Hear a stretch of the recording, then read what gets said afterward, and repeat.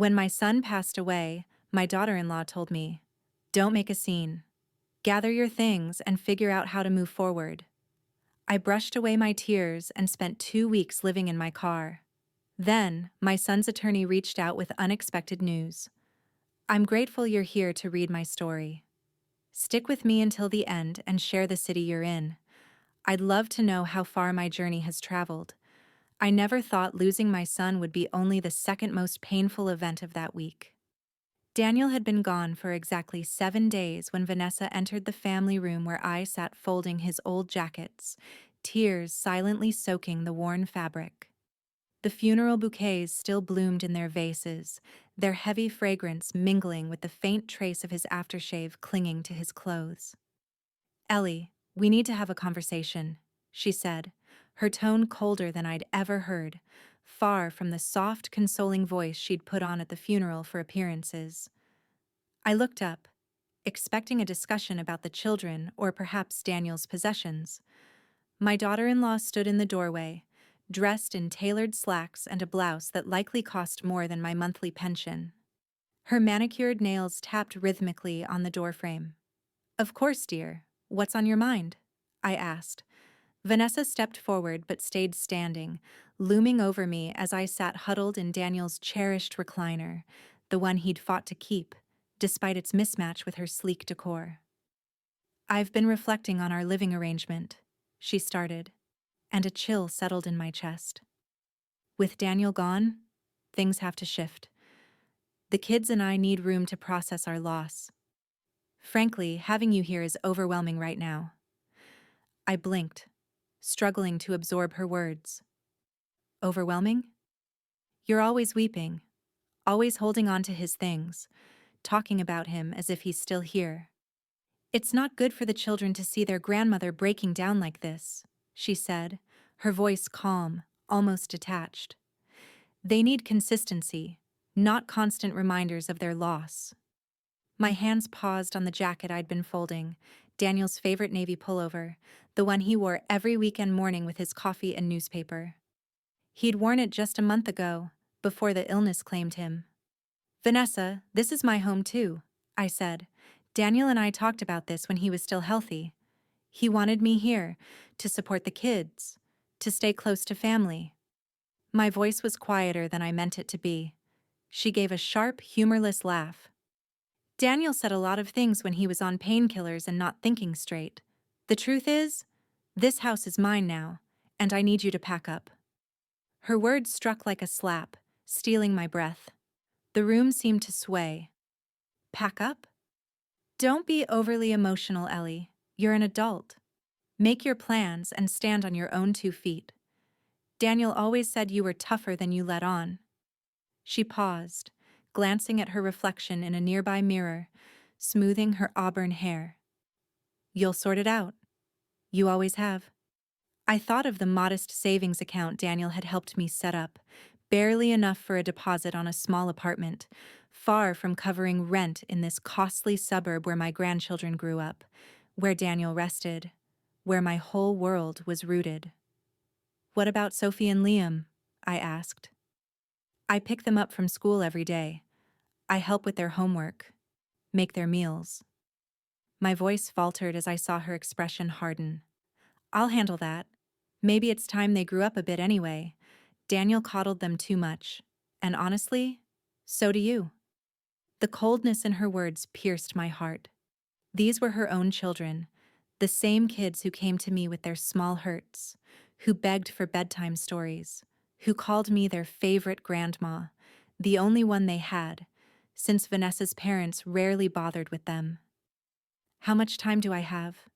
I managed to ask. "I'd like you out by tomorrow night. I've got decorators coming to redo Daniel's study, and I'd prefer no complications." Tomorrow night. 24 hours to unravel the life I'd built here over the past 5 years, ever since Daniel urged me to sell my small place across town and move in to help with the kids when Vanessa returned to her career. "Where am I supposed to go, Vanessa?" "I don't have anything lined up. Can I have a week, maybe 2, to find somewhere to go?" I pleaded, but Vanessa's face only hardened, her impatience growing sharper. Ellie, you need to stop making this more difficult than it is. Daniel's gone. The situation's different now. You're not my responsibility. Not her responsibility. After 5 years of preparing meals she was too busy to cook, of staying up late with sick children while she jetted off for work trips, of keeping the household together while she prioritized her social life. After 5 years of being the grandmother who attended every school recital and soccer match, who knew every favorite snack and bedtime tale, I nodded slowly, my voice too unsteady to speak. "I'll pack tonight," I said quietly. As I rose from the recliner, Vanessa's voice cut through again. "Oh, and Ellie, please don't make a scene with the kids.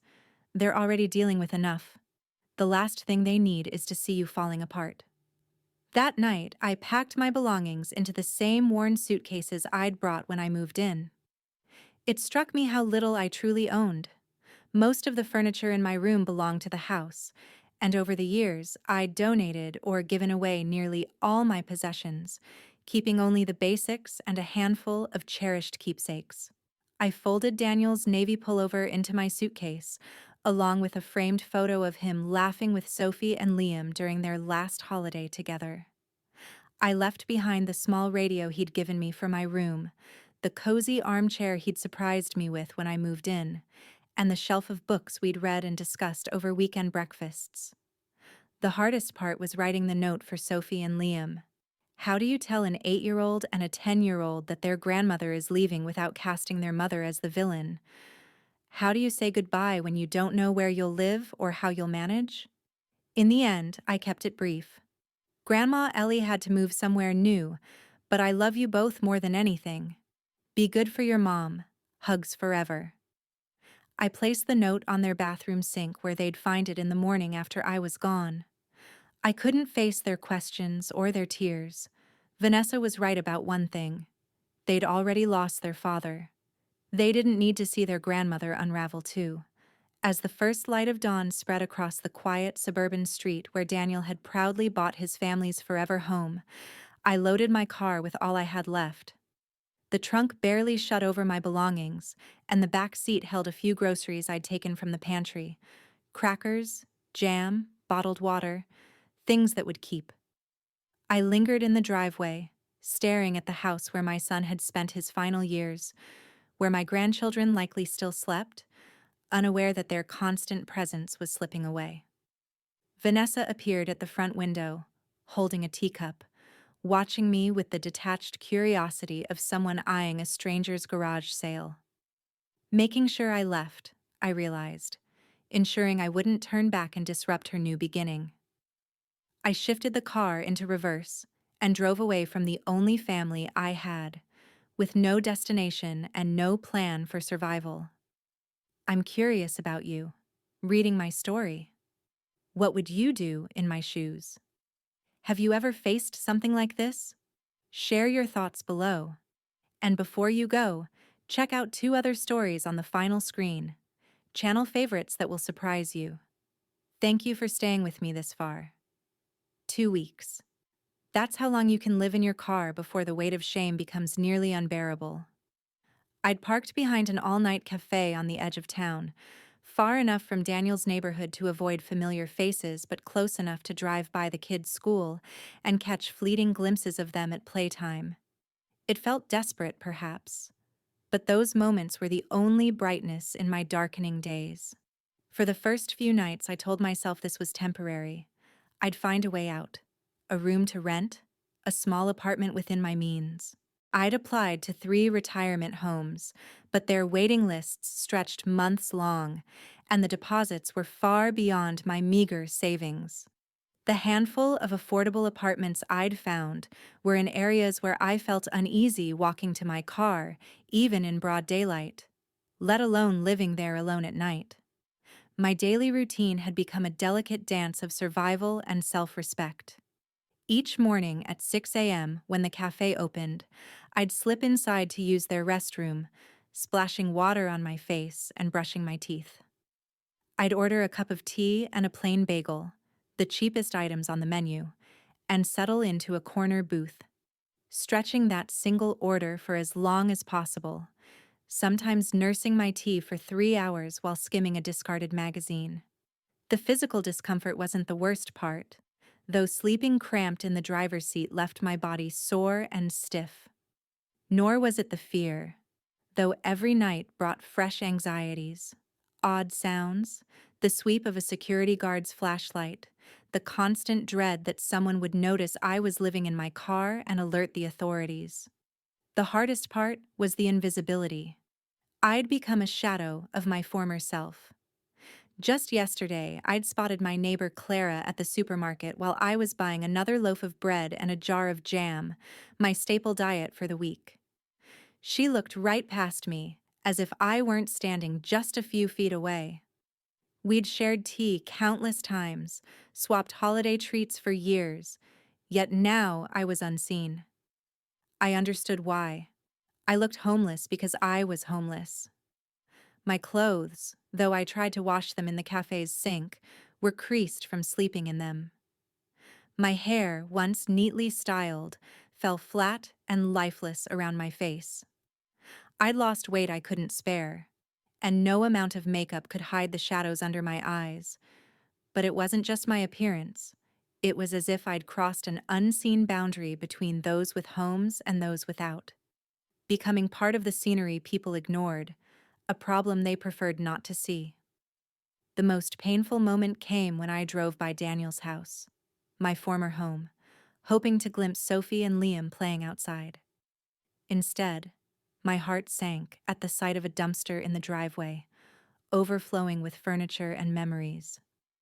There was Daniel's old writing desk, where he'd helped the kids with their schoolwork each evening, and his bookcase, still holding the novels we'd debated over morning tea. I saw the worn armchair where he'd dozed off during movie nights with the children. Vanessa stood by the dumpster, directing two movers as they carried out more items. She wore athleisure outfits that likely cost more than my monthly grocery budget, her phone pressed to her ear, chuckling at something the other person said.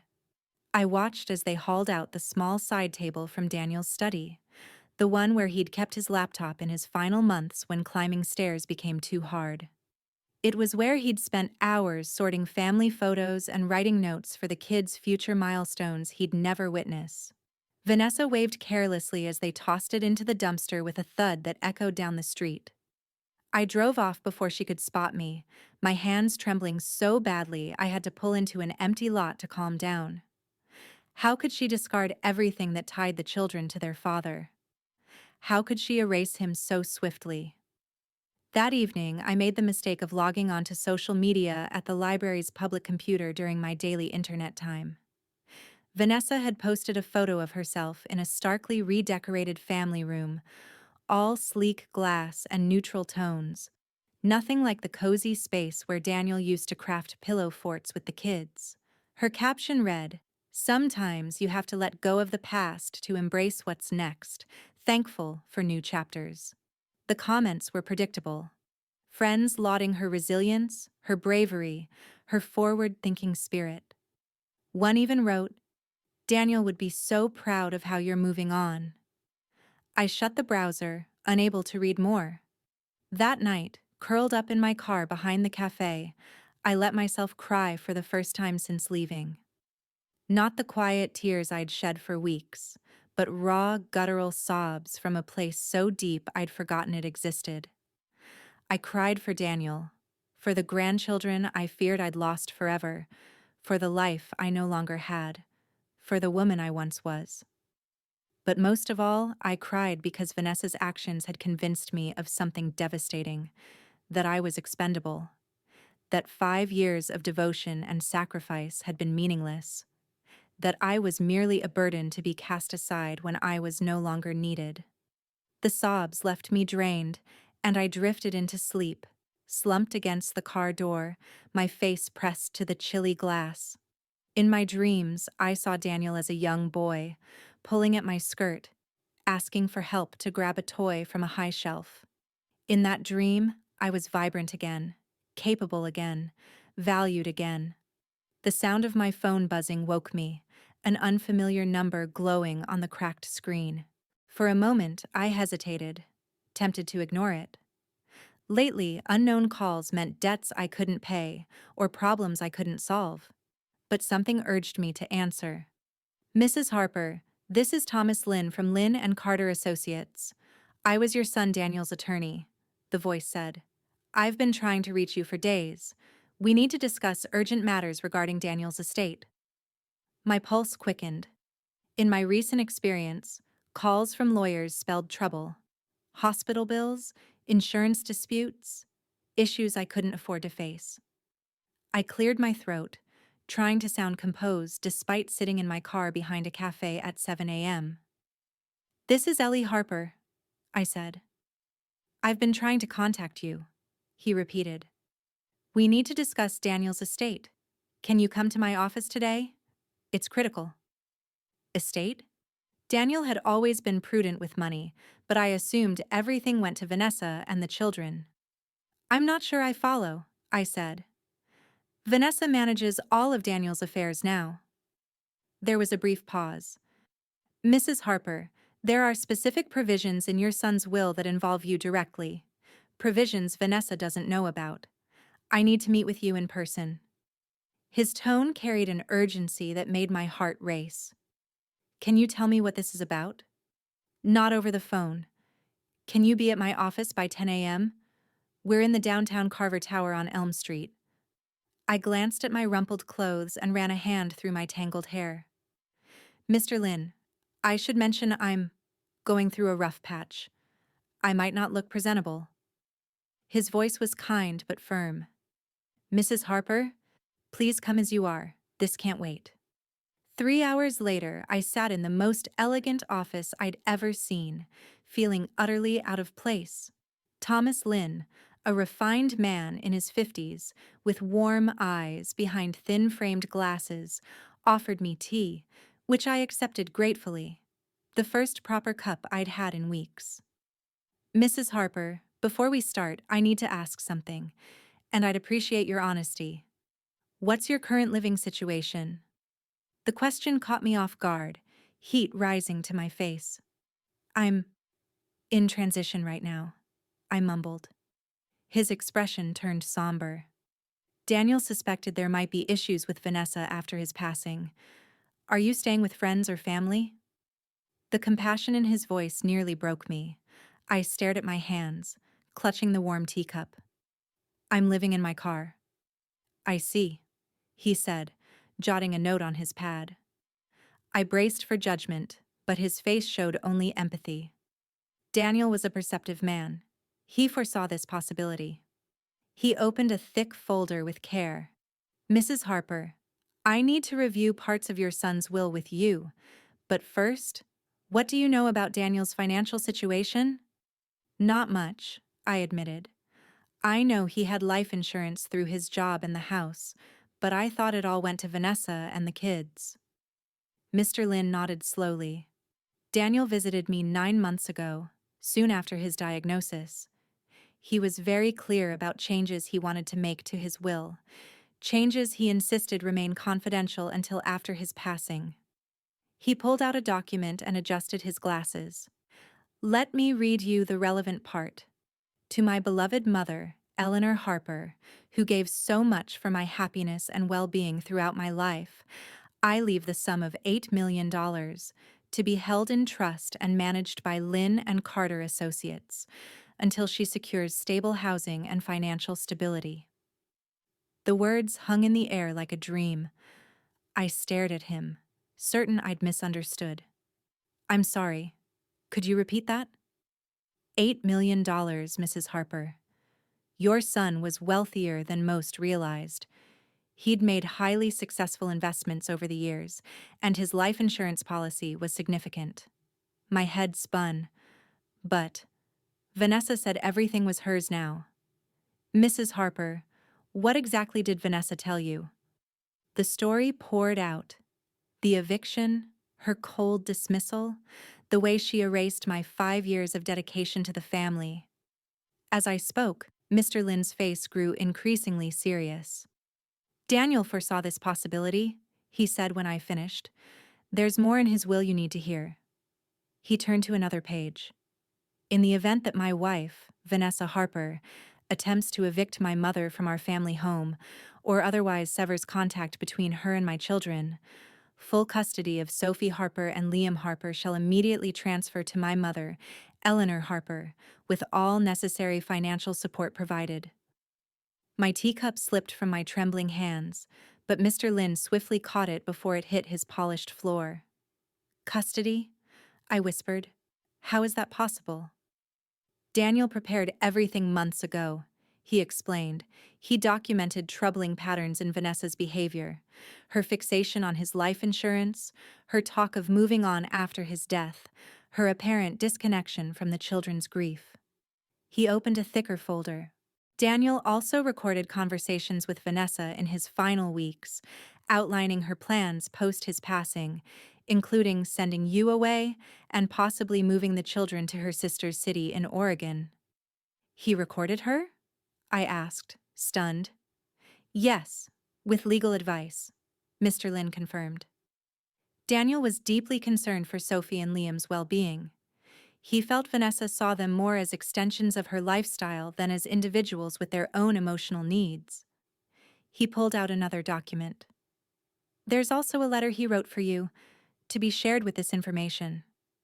Would you like me to read it, or would you prefer to read it alone? My hands shook too much to hold anything.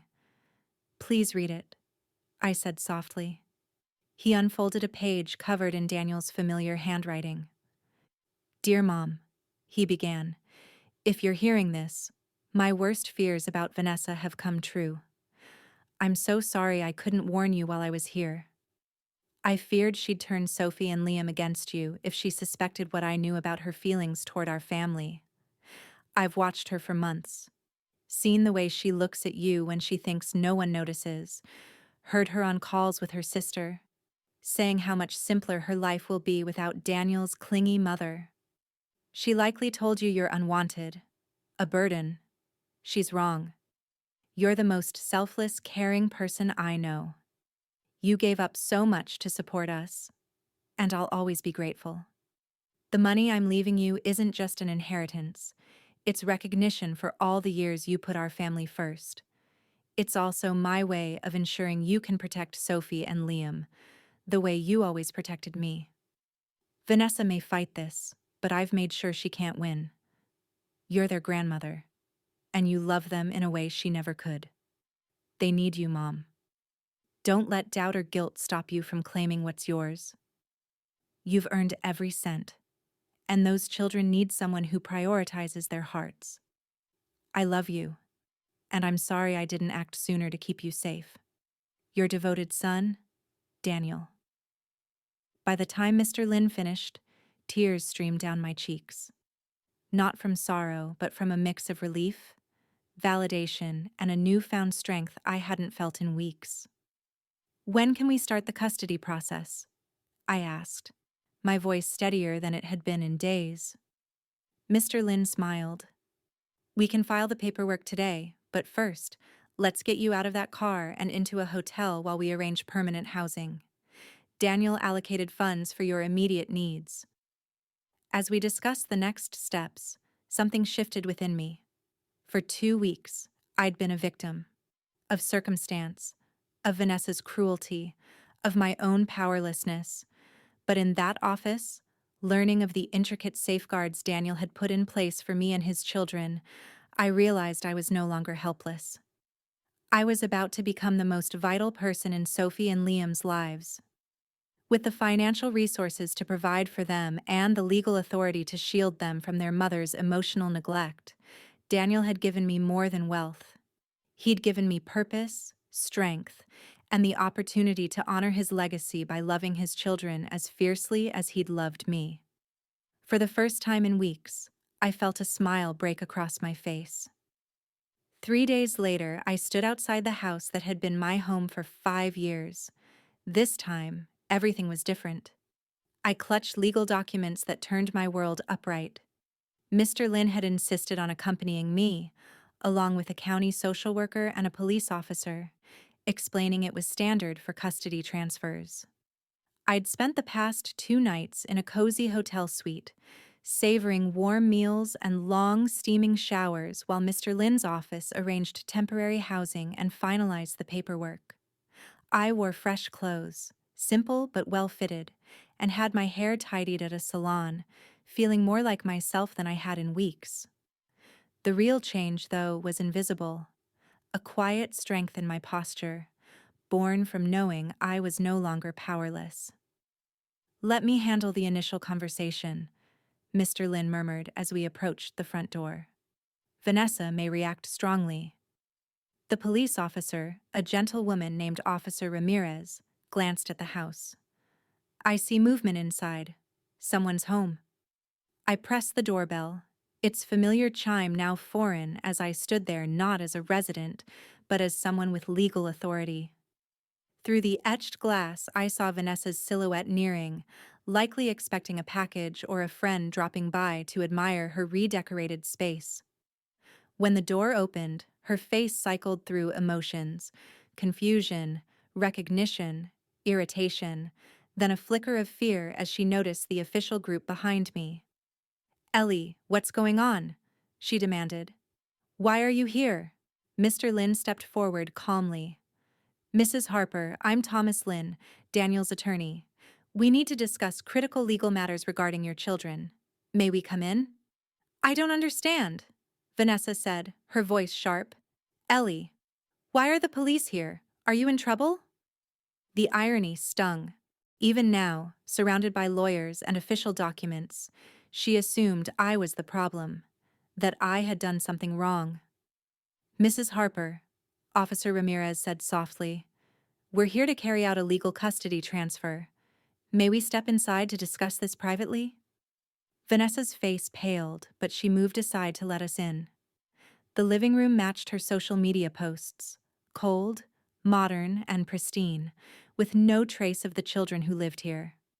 Gone were Daniel's cozy touches, the family photos, the worn furniture where the kids did homework or curled up for movie nights. "Where are Sophie and Liam?"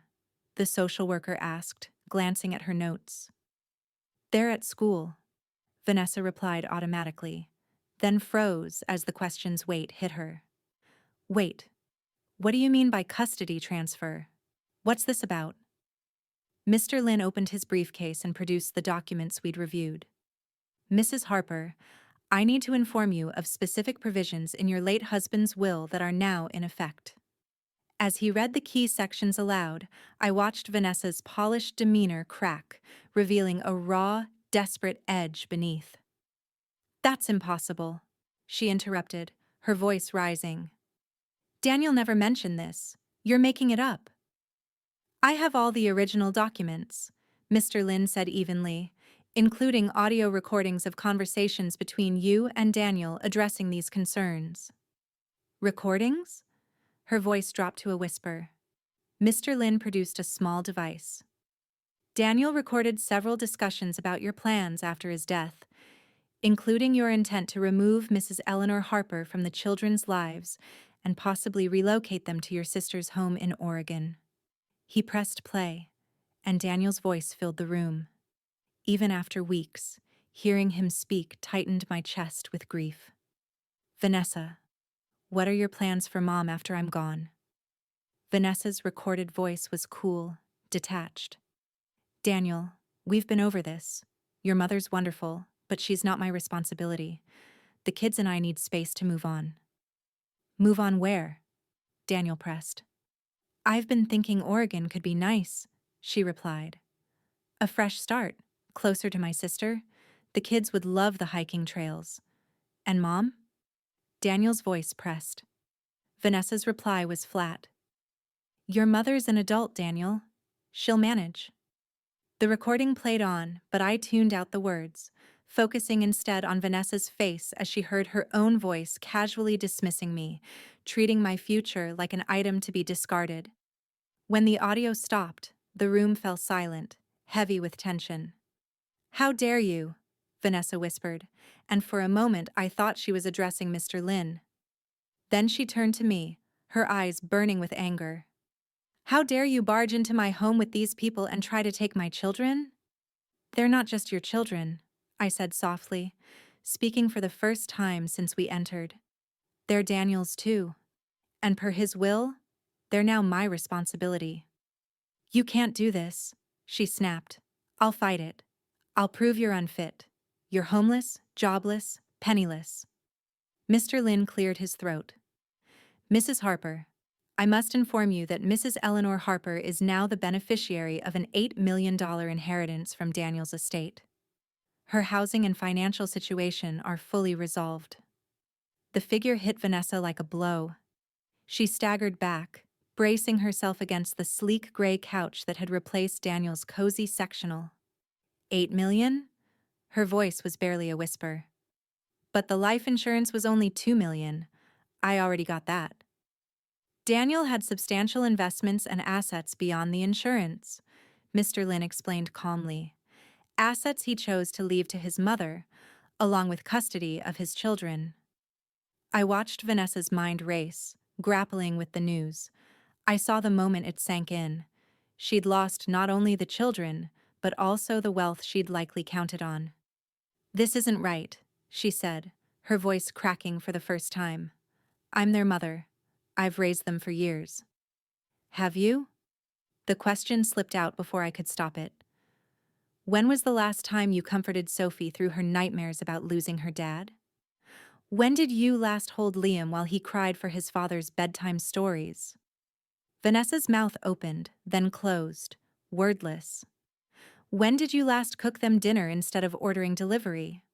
When did you ask how they felt instead of telling them to move on because their grief didn't suit your plans?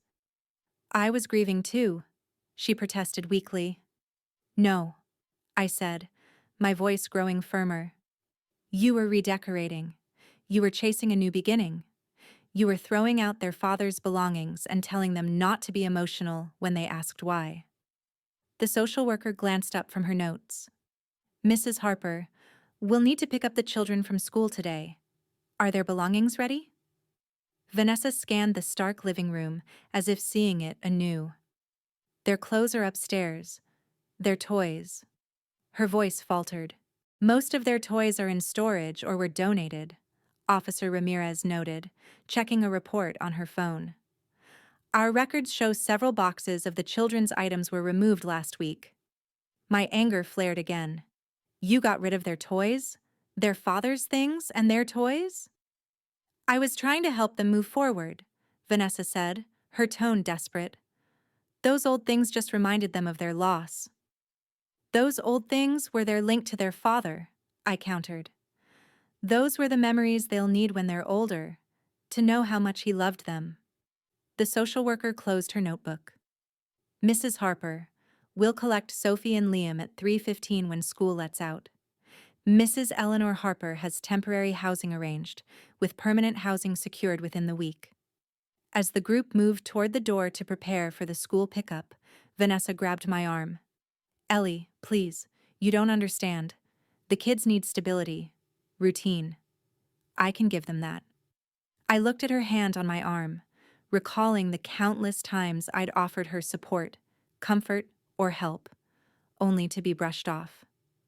Vanessa, I said gently, easing her hand away. You had your chance to provide stability. Instead, you offered takeout and a redecoration project. I walked toward the door, then paused and looked back. The children will still see you, of course. Daniel wanted them to maintain a relationship with their mother, but it will be supervised visits, on my terms. This isn't over, Vanessa called after me, but her voice wavered, lacking its usual bite. As we drove toward the elementary school, a mix of sorrow and hope stirred within me. Sorrow for the family Daniel had fought so hard to keep whole, and hope for the chance to give Sophie and Liam what they truly needed. Not a flawless house or designer clothes, but someone to hear their fears, cherish their father's memory, and love them without condition, just as Daniel had always loved me. When Sophie saw me waiting outside her classroom, her first words weren't Grandma Ellie or, "Why are you here?" Instead, she whispered, "Are you really here? Or is this another dream?" Her words broke my heart. I knelt to her level, ignoring the curious glances from parents and teachers. "I'm real, sweetheart, and I'm here to take you and Liam home." "But Mommy said you left because you didn't want to stay with us anymore," she said, her voice small and cautious, as if a wrong word might make me vanish again. The social worker placed a gentle hand on my shoulder, a subtle reminder to choose my words carefully for the official record.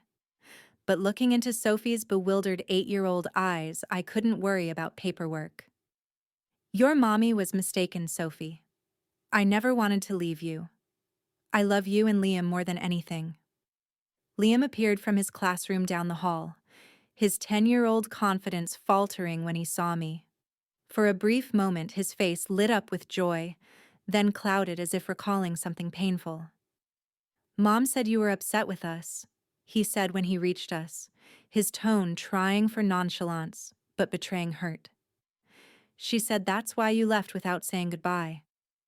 I looked at these two precious children, seeing the fragile walls they'd built to shield themselves from more pain. In just 2 weeks, they'd begun adapting to a world where loved ones could disappear without warning. "Sophie, Liam, listen to me carefully," I said, sitting on the hallway floor to meet their eyes. "I didn't leave because I was angry or didn't want to be with you. I left because your mother asked me to, and I thought I had to follow her wishes. But you're right, Sophie. Grandmas don't leave, and I'm never leaving you again."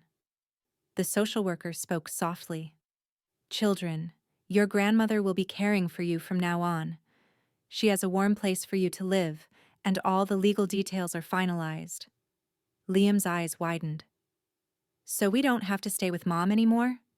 His question hung in the air, confirming my suspicion that the children had been as unhappy in their post-Daniel home as I'd feared. They'd been mourning not just their father but the warmth and security that had vanished with him. "You'll still see your mother," I explained gently, "but you'll live with me. We'll have our own home with space for your things and all your memories of your dad." "Can I put pictures of Daddy on my wall?" Sophie asked instantly. Mommy hid them because she said they made her too sad. "You can have as many pictures as you like," I said. "We'll make a whole gallery of Daddy's photos, if that's what brings you joy." Liam frowned, skeptical. "Mom said you had no money and that's why you left. How can you take care of us?" I smiled, recalling my conversation with Mr. Lin about explaining the inheritance to children. "Your daddy made sure I'd have everything needed to look after you. He was very clever with money and loved us deeply." "Daddy left you money?" Sophie's eyes grew wide. "He left me something even more precious than money," I said. "He gave me the job of caring for his greatest treasures, you and Liam." The drive to our temporary home, a furnished 3-bedroom apartment arranged by Mr. Lin's office, was quiet. Sophie and Liam sat in the back seat, whispering to each other now and then, processing this monumental shift. When we arrived, I watched their expressions as they took in the modest but inviting space. It wasn't the polished house they'd lived in with Vanessa, but it had a warmth that place had lacked for months. "This is your room, Sophie," I said, guiding her to the smaller bedroom. I'd already begun decorating with some of Sophie's favorite items, salvaging a few stuffed toys, a stack of books, and a star-shaped nightlight I'd found tucked away. "And Liam, this is your room," I said, showing him to his space. He stood in the doorway, taking in the single bed, the desk for his schoolwork, and the empty bookshelf ready to be filled. "It's smaller than my room at Mom's," he noted. "That's true," I said. "Is that okay?" He paused for a long moment. "It feels cozier," he said finally, "like someone who cares about me chose it." That first evening, we ordered pizza and ate straight from the box on the living room floor, a freedom Vanessa would never have permitted in her immaculate home. I shared stories of Daniel as a young boy, tales they'd never heard, and watched their faces light up with laughter for the first time in weeks. "Daddy really smeared jelly on his face?" Sophie giggled. "He thought it would make his cheeks glow like his favorite superhero.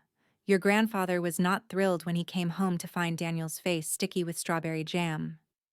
What did Grandpa do? Liam asked, completely engrossed. He sat your dad down at the kitchen table and spent an hour scrubbing his face with a washcloth. Then he told him if he wanted to be a hero, he should practice kindness instead of messing with condiments. As the night went on, I noticed small, heartbreaking signs. Sophie automatically began gathering the pizza boxes and napkins, a habit clearly ingrained to keep Vanessa's house spotless. Liam kept checking the time, asking if it was bedtime, as if anxious about breaking an unspoken rule. "Sophie, sweetheart, you don't need to clean up yet," I said gently. "We'll do it together later." "But Mom says if we don't clean right away, it makes more work for others," she replied. "Your mom's right that helping is important," I said carefully. "But in our home, we don't need everything to be perfect all the time. It's okay to just enjoy being together." That night, after tucking both children into bed, I sat in the living room and called Mr. Lin to update him on their adjustment. "How are they settling in?" he asked. "Better than I hoped," I said. "But there are signs they've been tiptoeing around for months, afraid to make messes, to be loud, to show their feelings." "That aligns with Daniel's notes about Vanessa's parenting," Mr. Lin replied. "The good news is, children are adaptable. With steady love and patience, they'll rediscover how to be kids." Over the next few weeks, I watched Sophie and Liam slowly come alive again. Sophie began hosting pretend tea parties with her stuffed animals, no longer arranging them neatly on a shelf.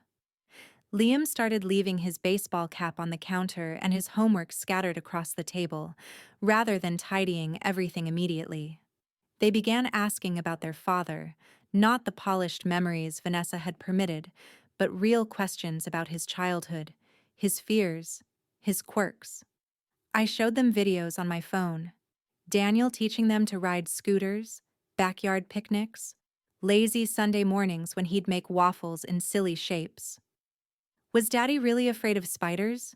Liam asked one evening as we flipped through old photo albums. "Terrified," I said. "When he was your age, he once yelled for me from the hallway because a spider was on the ceiling. I had to trap it with a jar and some cardboard." "But Dad seemed fearless," Sophie said, surprised.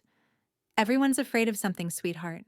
Your dad was scared of spiders and loud storms, and his first big speech at work. But being brave means doing what you need to do, even when you're afraid." These conversations healed us all. The children were rediscovering Daniel as a real person, not a sanitized figure Vanessa had tried to preserve. And I was remembering him not just as the son I'd lost, but as the man who loved his children enough to protect them beyond his lifetime. The real turning point came one rainy Saturday afternoon when Sophie found me quietly crying in the kitchen while preparing lunch. "Grandma Ellie, are you crying because of Daddy?" I wiped my eyes and knelt to Sophie's level. "Yes, sweetheart. I miss him so much. Do you ever feel sad about him?" She nodded gravely. "Mommy said I shouldn't cry about Daddy because it upsets other people." "Oh, Sophie," I said, pulling her into a hug. "It's okay to cry when you miss someone you love. Your tears don't make me sad. They show how much you loved your daddy, and that makes me proud. Can I cry with you sometimes?" "Always, sweetheart. We can cry together, laugh together, and remember Daddy together." That afternoon, the three of us ended up on the couch, sharing stories, tears, and a box of tissues. For the first time since Daniel's death, his children were free to grieve openly, to feel their emotions without fear of burdening the adults around them. As Liam dozed against my shoulder and Sophie nestled in my lap, I realized Daniel had given me more than money and legal rights. He'd given me the chance to offer his children what they needed most: permission to be human, to feel deeply, to love without fear. And in doing so, he'd saved not just them, but me too. 6 months later, I stood in the kitchen of our new home, a cozy 3-bedroom house with a backyard where Sophie could practice somersaults and Liam could toss his baseball against a net, filling the air with the sounds of childhood. No tiptoeing around pricey furniture, no hushed voices, no constant worry about disrupting someone's calm. Sophie was upstairs, humming to herself as she sorted her seashell collection, an activity that would have sent Vanessa into a frenzy over noise and clutter. Liam was in the living room, sprawled on the rug with his science project scattered across the coffee table, occasionally calling out questions about ecosystems. These were the sounds Daniel had fought to preserve when he made his secret arrangements. This was the life he'd dreamed for his children. Messy, vibrant, real, and filled with unwavering love. The doorbell chimed, snapping me out of my thoughts. Through the window, I saw a familiar figure on the porch, and a flicker of old unease rose before I reminded myself things were different now. Vanessa stood there, clutching a small gift bag, looking more hesitant than I'd ever seen her. The past 6 months hadn't been kind to her. Word around town was she'd sold the polished house. Daniel's investments and insurance had been carefully structured, directing most of the wealth to his children's trust fund and me, leaving her with just enough to start over, not to sustain her lavish lifestyle. "Hello, Ellie," she said when I opened the door. "I was hoping to see the kids for a few minutes." "It's not your scheduled visitation day," I replied calmly. We'd established a routine. Supervised visits every other Sunday afternoon, with any changes discussed in advance. "I know," she said. "I brought something for Sophie's birthday next week, and I thought we could talk." I studied her face, searching for the manipulation that once came so easily to her. Instead, I saw something new. Genuine humility. "The kids are busy with schoolwork," I said, "but you can come in for a few minutes." She followed me into the living room, where Liam glanced up from his science project with a polite but cautious expression. "Hi, Mom." "Hi, sweetheart. How's school?" "Good. I got an A on my science quiz," he said, his tone neutral, neither seeking her praise nor pushing her away. "That's great, Liam. Your dad would be so proud." Her voice carried a softness I hadn't heard before, less calculated. Liam seemed to notice, his shoulders easing slightly. "Sophie, your mom's here," I called upstairs. Sophie appeared at the top of the stairs, and I saw Vanessa's expression shift as she took in her daughter's appearance. Sophie's hair was in a loose braid, her clothes comfortably worn, with a smudge of chalk on her cheek. She looked like what she was, a 9-year-old allowed to be a child. "Hi, Mommy," Sophie said, descending but pausing a few steps from the bottom. "I brought you an early birthday gift," Vanessa said, holding out the bag. Sophie glanced at me for approval before taking it, another sign of how much their relationship had shifted. Inside the gift bag was a small silver bracelet, simple and delicate, not ostentatious. "It has a charm with a picture of your dad," Vanessa said softly. "I thought you might like to wear it sometimes." Sophie opened the clasp and smiled at the tiny photo of Daniel inside the charm. "Thank you, Mommy. It's beautiful." "Can I help you put it on?" Vanessa asked. Sophie nodded, and for a few moments they worked together to fasten the bracelet around her wrist, a rare, natural moment between them, the kind I hadn't seen since before Daniel's death. After Sophie returned upstairs to her seashell collection and Liam went back to his science project, Vanessa and I stood in the kitchen, the air heavy with unspoken words. "They seem content," she said at last. "They are," I replied. "They're also allowed to be sad sometimes, which matters just as much." She nodded slowly. "I owe you an apology, Ellie, for how I treated you after Daniel passed. For the things I said." I leaned against the counter, studying her. "What's changed?" "Losing them," she said simply. "Losing Sophie and Liam made me see I was already losing them, little by trying to control everything instead of just loving them. Watching how they've flourished with you showed me Daniel was right. He knew what they needed, and I wasn't ready to give it." It was the most accountability I'd ever heard from Vanessa, and despite myself, I felt a slight softening. They still need their mother, I said carefully. But not the mother you were trying to be. They need you to be honest with them, to show your emotions, to admit when you're wrong. I don't know how, she admitted. I was taught to keep everything polished, to never let anyone see you falter. Daniel faltered, especially at the end, I said. But he let the kids see it was okay to be scared, to be sad, to need support. That's what made him such a wonderful father. Vanessa fell silent for a long moment, then said something that caught me off guard. You're an incredible grandmother, Ellie. I never gave you enough credit. I love them, I said. That's all I've ever done. No, it's more. You hear them.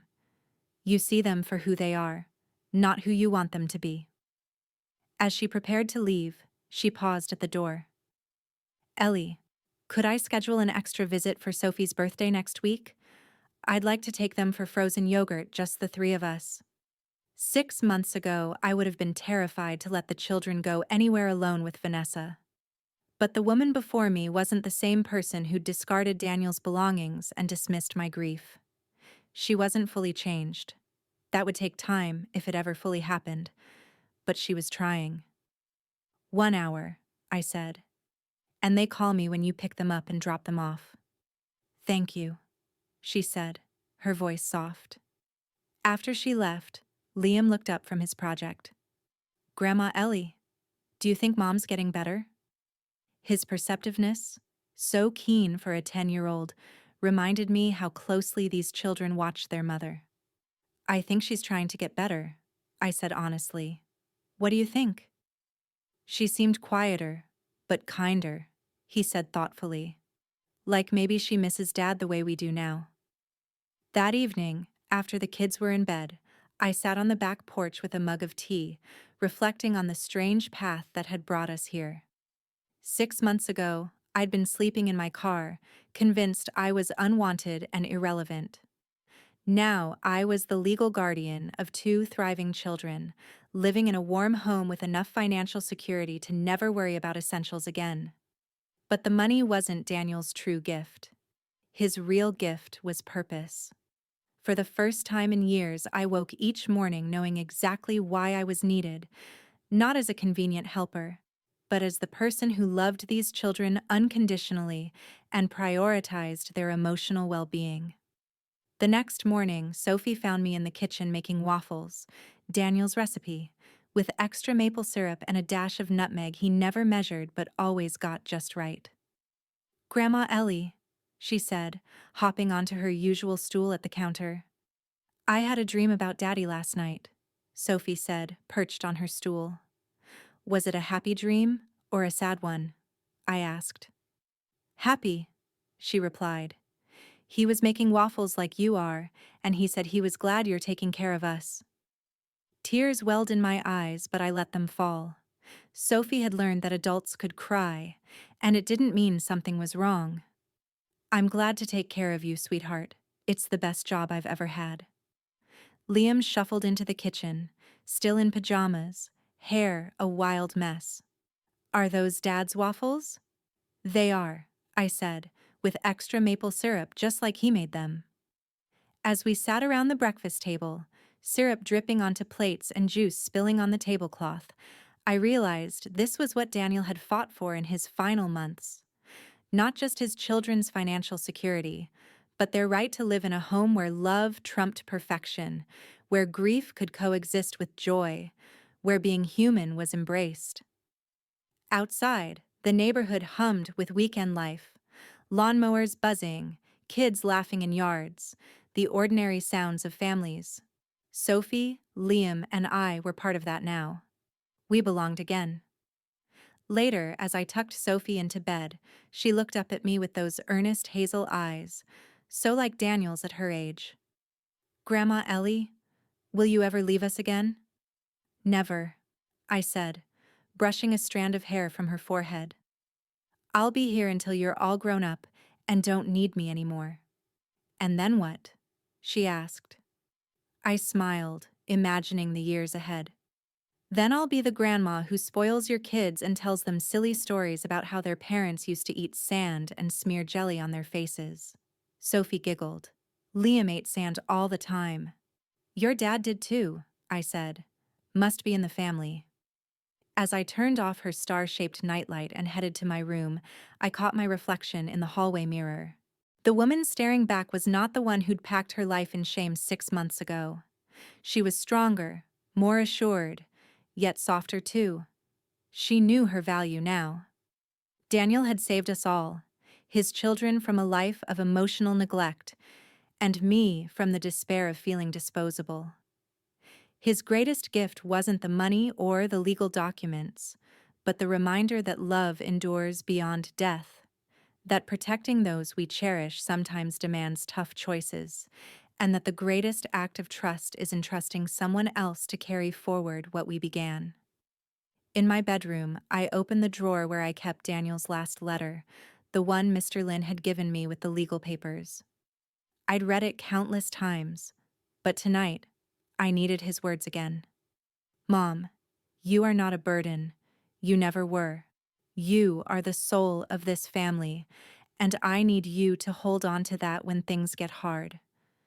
Care for my children the way you cared for me, with patience, with laughter, with boundless love. They'll need your strength, but also your humanity. Thank you for all you gave up for me. Now it's my turn to look after you. I folded the letter carefully and tucked it away. Tomorrow was Sunday. Waffles, errands, maybe a visit to the park if the sun was out. Simple, everyday family life, the kind Daniel had cherished, the kind he'd ensured his children would keep. For the first time in months, I fell asleep without a single worry about what lay ahead.